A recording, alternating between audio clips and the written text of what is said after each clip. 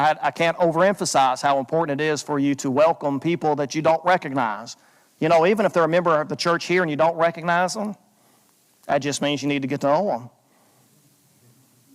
So if you see somebody with a strange face, introduce yourself to them.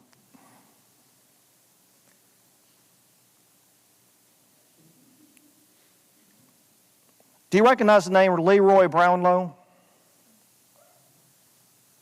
He was a preacher from Texas. I don't know if he ever got up this far north. If you've ever read the book, Why I Am a Member of the Church of Christ, he wrote it. In another book that he wrote, he was talking about being at a worship service, Sunday night, I think he said, and a woman responded to the invitation. And there was a woman sitting right behind her. He could tell her reaction was very noticeable. She was shocked. She was nervous. She was uncomfortable. That church was in a small community. And they had experienced a scandal that involved the church as well as the community. A scandal that included 2 murders, court trials, an electric chair. The woman who responded had been out of worship for many years. Her son is the one that was in the electric chair. The woman sitting behind her is now a widow without a son. The woman sitting behind her, the first woman's son, killed her husband and her son. And they worshiped in the same church together. Up until several years ago when the woman had become unfaithful. But now she came forward in order to make things right. And Brownlow writes that relative to the second woman, her demeanor, and he asked himself if her mercy would be able to make a reconciliation. In other words, could she forgive? And he writes that she could. She did. Later on, the second woman, the victim, told Brother Brownlow when she got to the point where she could forgive, she said it was liberating. She felt freer than she had felt in quite some time. Indeed, forgiveness is liberating. If somebody has done something to us and we carry that as a grudge in our heart or in our minds, and our minds dwell on it constantly over and over again, it's like we're carrying around a backpack full of rocks.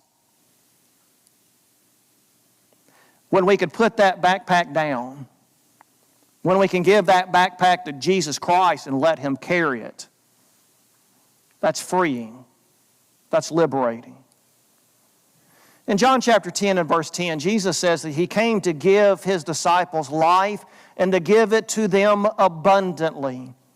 And forgiveness is a part of that abundant life. I want to illustrate this from the account of Joseph. Turn to Genesis chapter 41 and verse 51. You are familiar with this account, what's been going on, but I'll remind you of some of the highlights. Joseph has been sold into slavery by his brothers out of envy to some Ishmaelite traders. They in turn sold him to the Egyptians. He's a servant in the house of Pharaoh's bodyguard. He's doing great. Life is going well. God is blessing him. I think Genesis chapter 40 mentions, I could probably count them here, mentions how many times, no, it's chapter 39, how many times God blesses Joseph while he's there serving in Potiphar's house. And then Potiphar's wife, you remember what she did? He gets thrown in jail. And he stays in jail for 2 whole years because the chief butler apparently has a very short memory. So we've got reason to understand why Joseph would be bitter.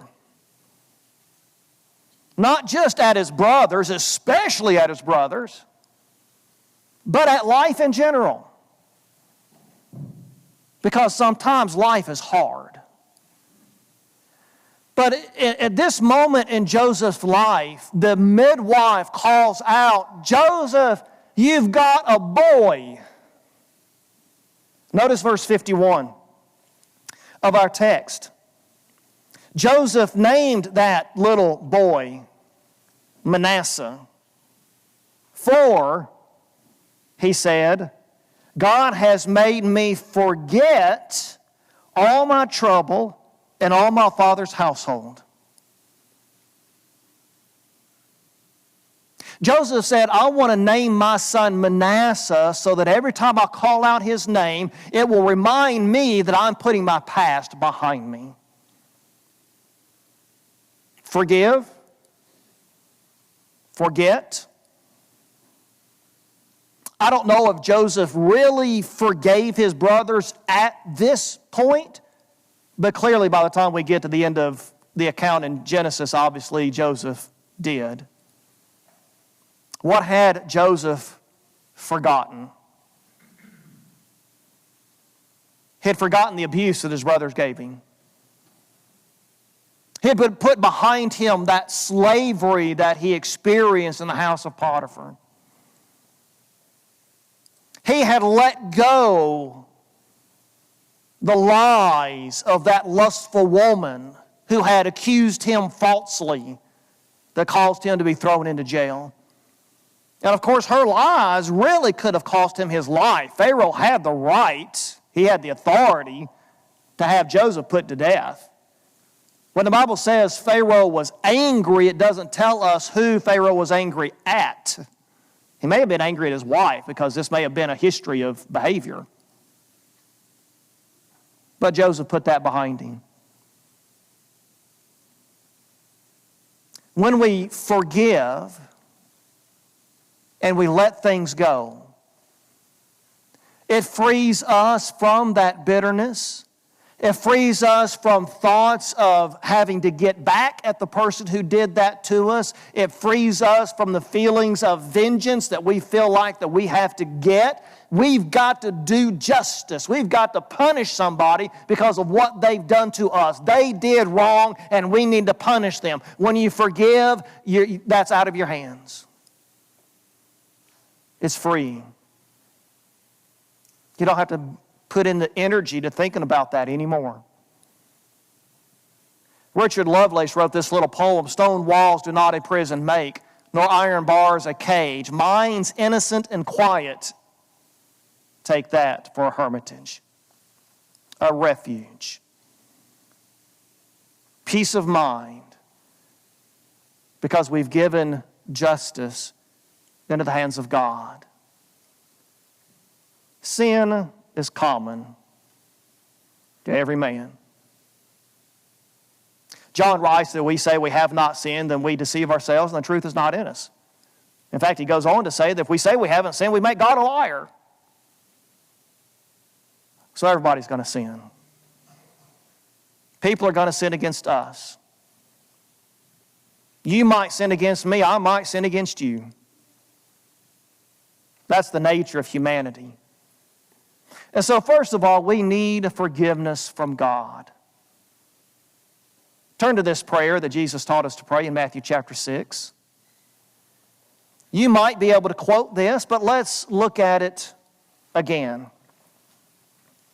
Matthew chapter 6, beginning in verse 9.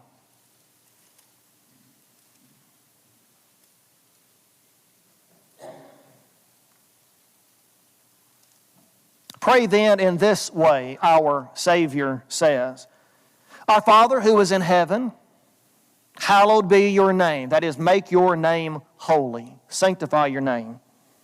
Your kingdom come, your will be done on earth as it is in heaven. Give us this day, today, the bread that we need for today. And notice verse 12. Forgive us our debts, as we also have forgiven our debtors. Let me make a point here, family. God has chosen to use debt as a synonym for sin. If I sin against you, then I owe you. Justice will require me to give something to you to make up for the sin that I have committed.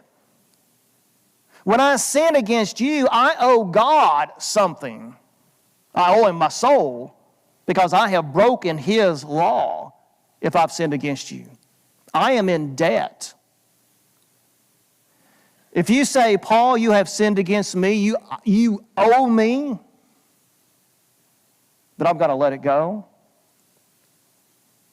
you're forgiving my debt. When we are forgiven by God, then He is forgiving our debt that we owe Him because of our sin. Secondly, we notice here that we also need to forgive others. Jesus, in fact, not just here, but in other places, verses 14 and 15, Jesus here puts our forgiveness from God dependent on us forgiving others. Notice He teaches us to pray, forgive us our debts as we have also forgiven others. I don't think I want to be the Christian who stands before God on the day of judgment and say, God, there were people that I chose not to forgive because they never repented.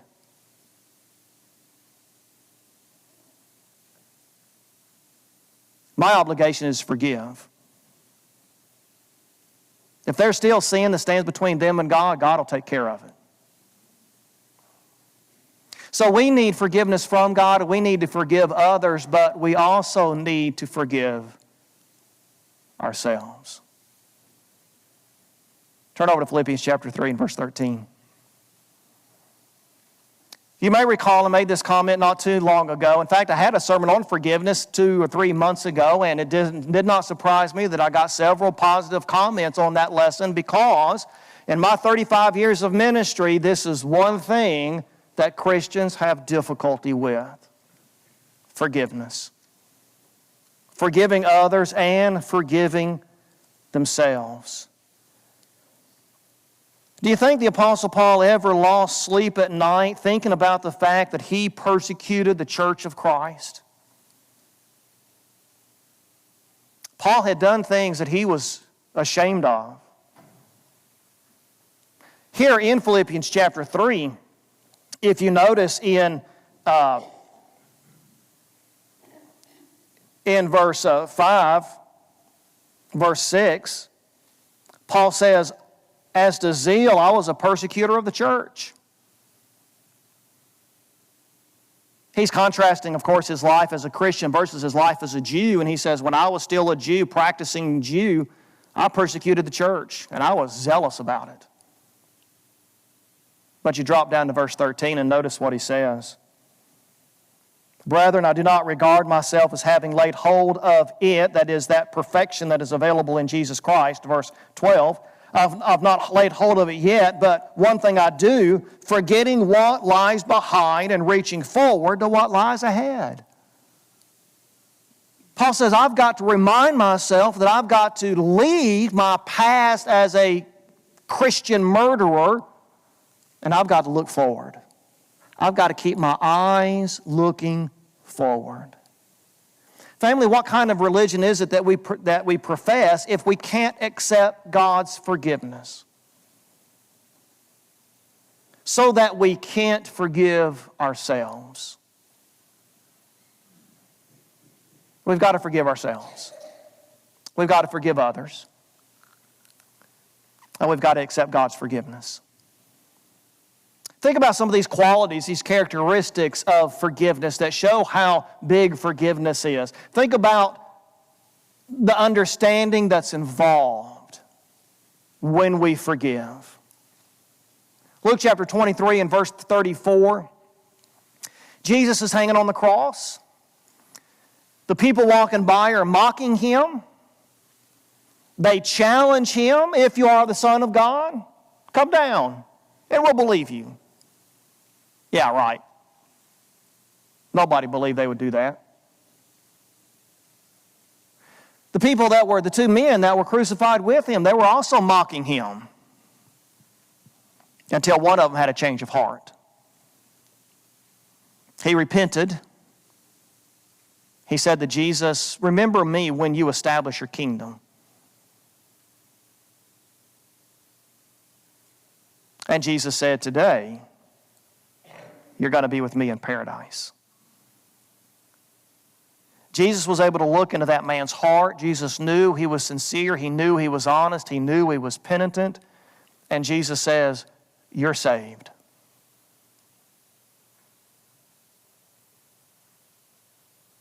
Forgiving others is understanding the nature of humanity.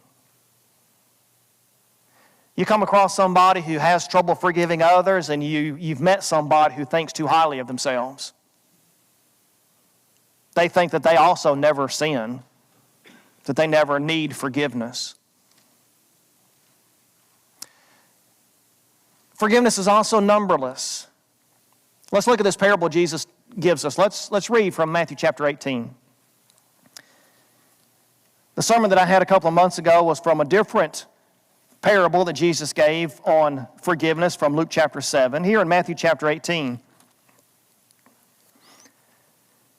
Peter asked him the question in verse 21, Lord, how often shall my brother sin against me and I forgive him? Up to 7 times. Somebody drew a cartoon on Facebook. I should have put it on here. I think I saved it.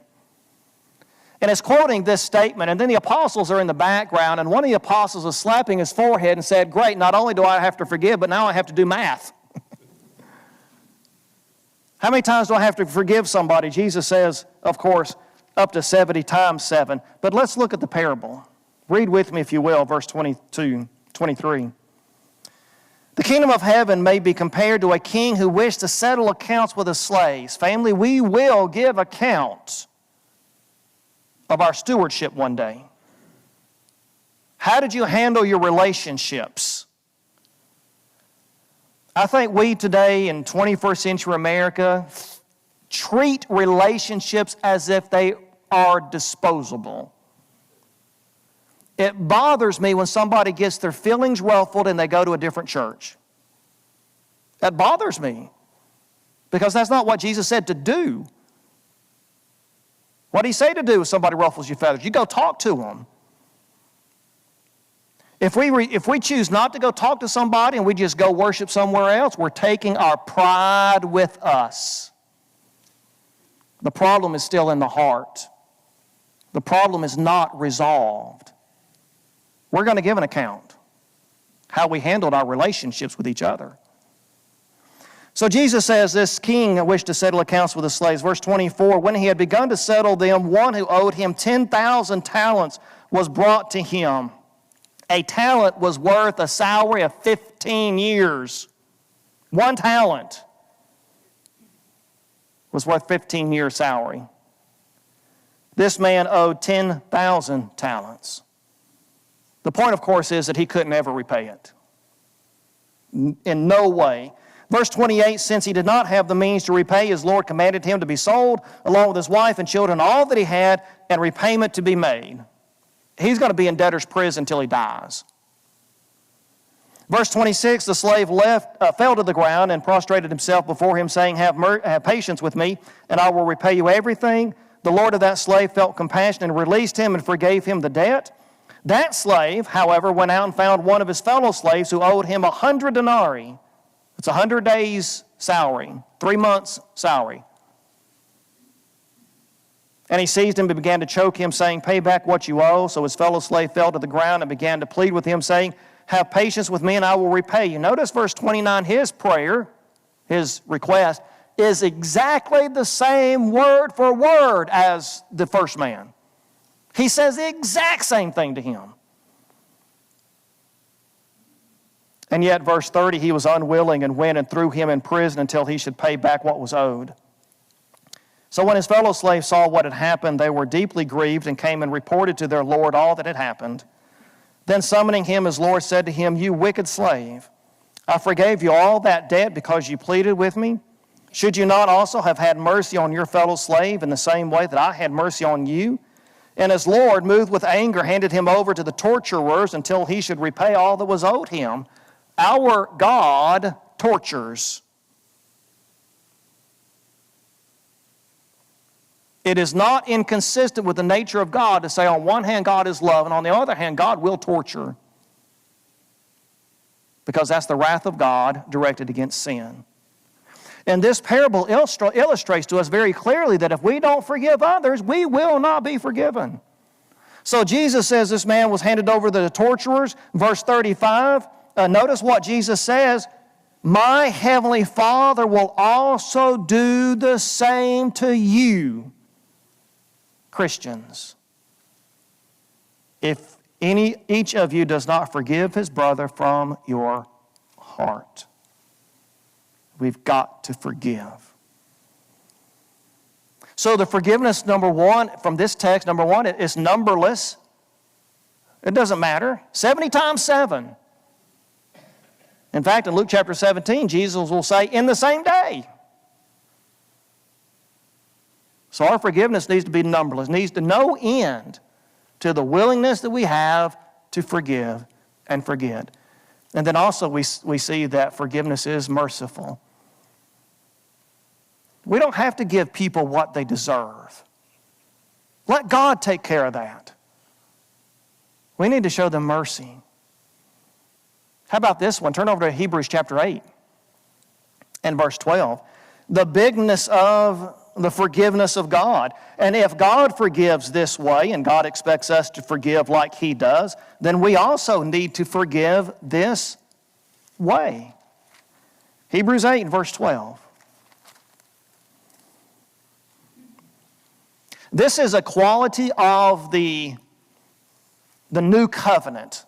The Hebrew writer has quoted Jeremiah chapter 31, verses 31 through 34, the new covenant that would not be like the covenant made at Mount Sinai, where animal sacrifices were made year after year after year after year, and the Israelites were constantly reminded they're sinners. At the very end of that quotation is verse 12. "I will be merciful to their iniquities, and I will remember their sins no more." If you're like me, you can remember at least some of your sins. You think back and you wish you hadn't. Don't you wish sometimes you could go back, turn back time, relive certain decisions over again? God says, "I've forgotten them." You bring it up to me and I'll say, "I don't remember." "God, you remember that sin I committed when I was 18? God would shrug his shoulders and say, "No, I don't remember. Those sins have been washed away by the blood of my Son. I don't remember them." That's the way forgiveness is. Now, how do we treat our brothers and sisters in Christ that way? Do we say, "You know what, I'm not going to remember them anymore"? Forgiveness is helpful. Turn back to the Sermon on the Mount, Matthew chapter 5, verse 44. Matthew 5:44. And while you're turning there, I read about the sandalwood tree. The sandalwood tree has a very aromatic wood to it. If you were to cut down a sandalwood tree and make an axe out of it, it would make the hand smell good who was holding the tool that cut down the next tree. Look at what Jesus says in Matthew 5 and verse 44. "But I say to you, love your enemies, pray for those who persecute you, so that you may be sons of your Father who is in heaven." When we forgive, family, it makes us more like God. Don't you want to live more like Jesus? Don't you want to be more like Jesus? Then forgive more. Jesus says we reflect the quality of the nature of God when we forgive. One more verse in this part of the discussion. Turn over to Psalms 86 and verse 5. This is one of those texts that I think you should have highlighted in your Bibles. The first time God describes Himself,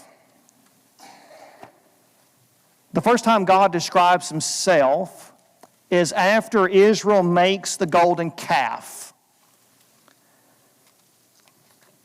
And when God appears to Moses and He describes His own nature to Moses, these are the words that He uses.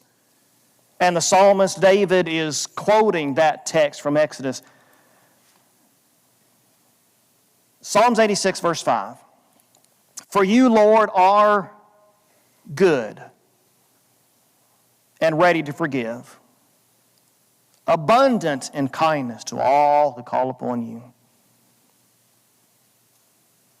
Isn't that a beautiful description of our God? He's good. He's ready to forgive. He's anxious to forgive. He wants to forgive. And He's abundant in loving kindness. Once again, we should ask ourselves, is that how we present ourselves to other people? Would you say, you know what, Paul is ready to forgive? That's how we need to be if we want to be like God. So there are some encouragements to forgive. It's to our glory to forgive.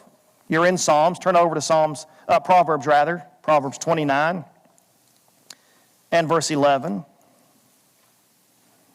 And we talked about the wisdom of Solomon this morning. Listen to the wisdom of Solomon, 29 and verse 11. A fool always loses his temper, but a wise man holds it back. A foolish man loses his temper. A lot of times we lose our temper because we have realized that if I'm yelling and screaming at somebody, I'm going to get them to do what I want them to do.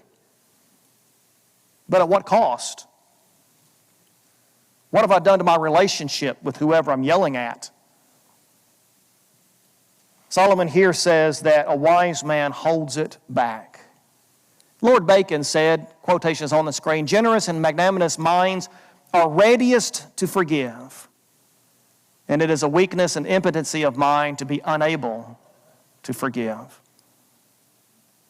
Now you apply that quotation to the nature of God. God has the biggest mind that there is, and yet God is ready to forgive. It's the narrow mind that can't forgive. God encourages us to forgive, to be like Him. We can't live that abundant life that Jesus came to give us if we're wanting to carry on these grudges and hold on to these things in our lives that causes bitterness. Charles Spurgeon was a well-known Baptist preacher from the 1800s, and he said, if you bury a mad dog, don't leave his tail above the ground. Bury all of him. When we forgive, bury it all. Let it go. Don't remember it anymore. When I realize how much God has forgiven me, I ought to be able to forgive others. Once again, turn back to the Sermon on the Mount. Matthew chapter 7 and verse 3.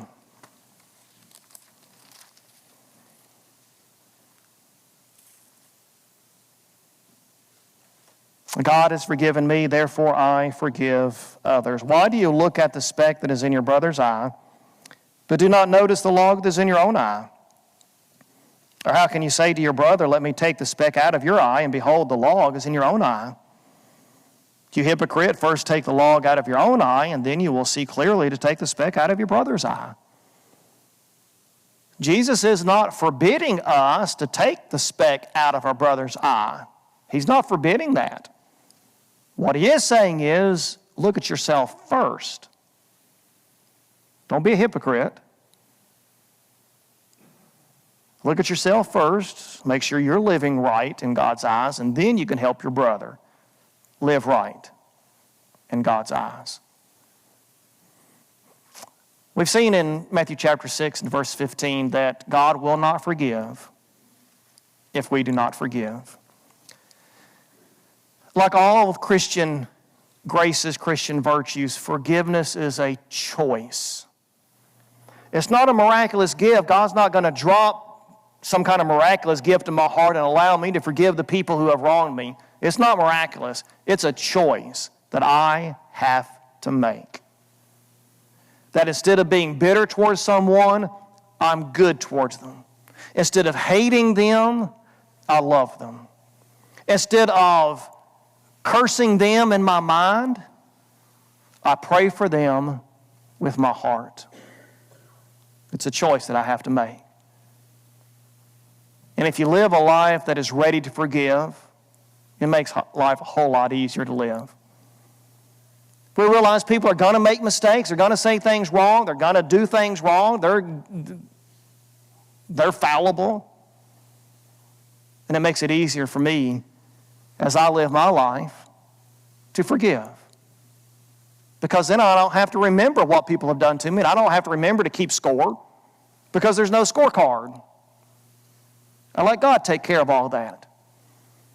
Richard Baxter said, I see that good men are not as good as I once thought they were, and I find that few men are as bad as their enemies imagine. We've all got positive qualities, and we all have flaws. That's probably one of the best things about the Marvel movies, for those of you who like movies. In the Marvel movies, the writers present the superheroes with their flaws. Iron Man was arrogant. Captain America had problems with pride as well. So the writers present the good guys with flaws, but they also present the bad guys with redeeming qualities. There are few people who are entirely bad, and there is nobody who's entirely good except the one. John Greenleaf Whittier is a poet, and he was walking through a cemetery, and he wrote these words, and this is the last of the study tonight. He said, I strolled among the green mounds of the village burial place, where, pondering how all human love and hate find one sad level, awed for myself and pitying my race depart. Our common sorrow, like a mighty wave, swept all my pride away, and trembling, I forgave. When you're getting ready to be buried 6 feet under, what difference does it make? Live a life of forgiveness so that we can be like Christ, like our Creator. First of all, you have to accept God's forgiveness that He's extended to us through Jesus Christ. No sin can be forgiven except through the blood of Jesus. You've got to do that first. But share that forgiveness with others, including yourself. If you need your church family's encouragement, if you need the shepherd's prayers for you tonight, let us know. Let's stand and sing together.